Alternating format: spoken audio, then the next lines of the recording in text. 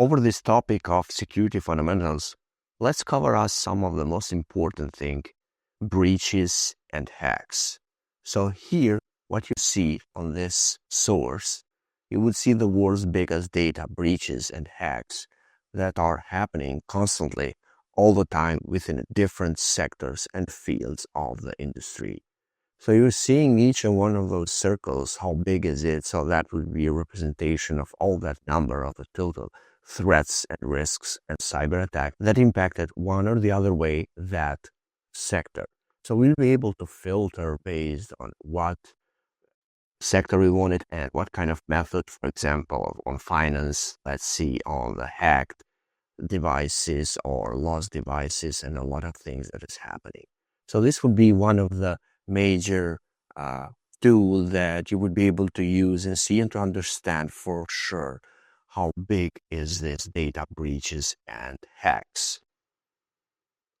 And then you can scroll down and see what the other data breaches would be based on data sensitivity. So you would have here email addresses, personal details and passwords, credit cards and banking, and a lot of things towards the full sensitive details. So each one of those circles that are presenting in each of those categories means that those has been exposed, has been impacted by threats, risks, and cyber attacks that has been experiencing.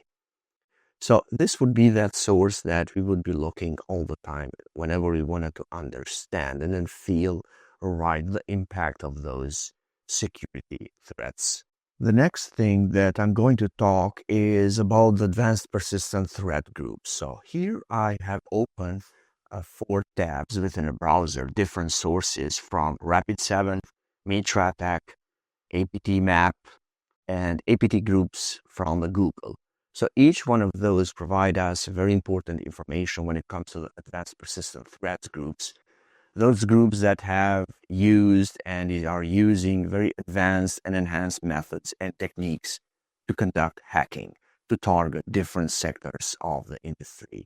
Here you would be having all those APT groups assigned, identified with a number, so APT and then the number. So each number would be a representation of each one of those APT groups.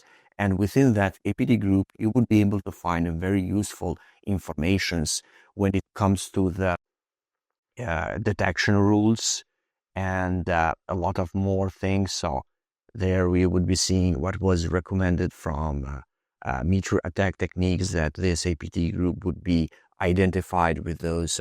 Each one of those APT groups, we would be able to identify what was their techniques and what they are after, what they are targeting.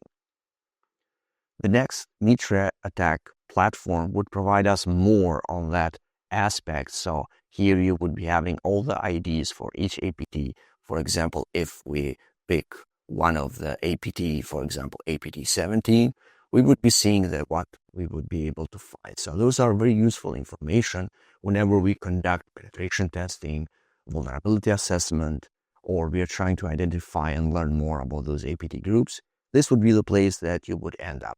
So you would get to know more about what techniques they use towards what.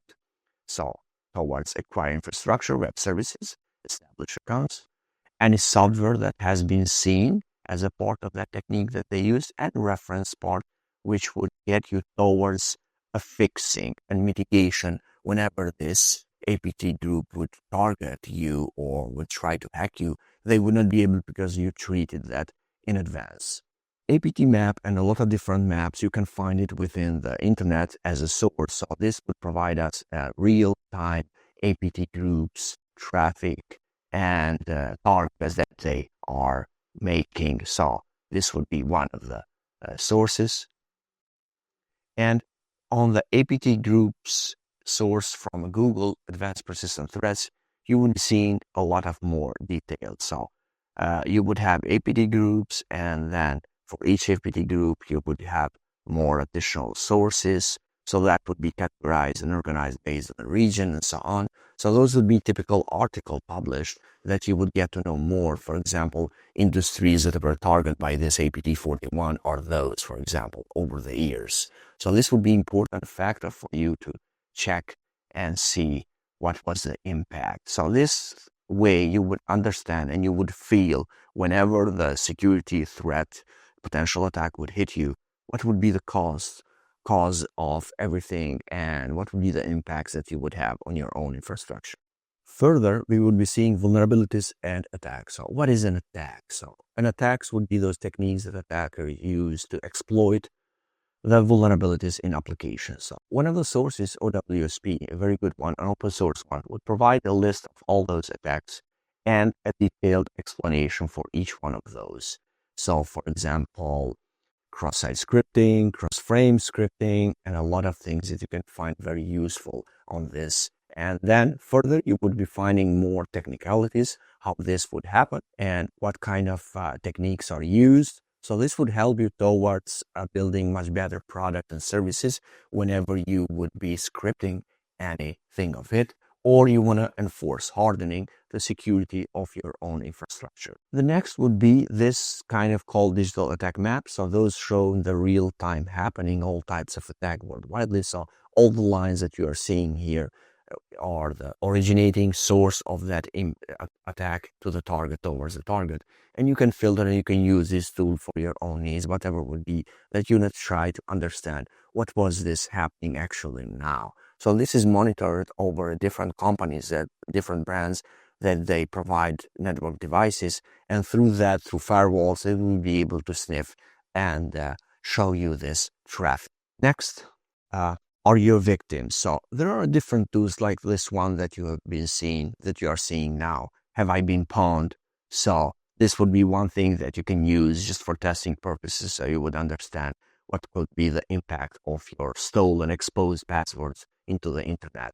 So this would show you more on details, so on the statistics, so how many websites have been pwned and how many accounts. So 17 million. So the numbers are huge and big.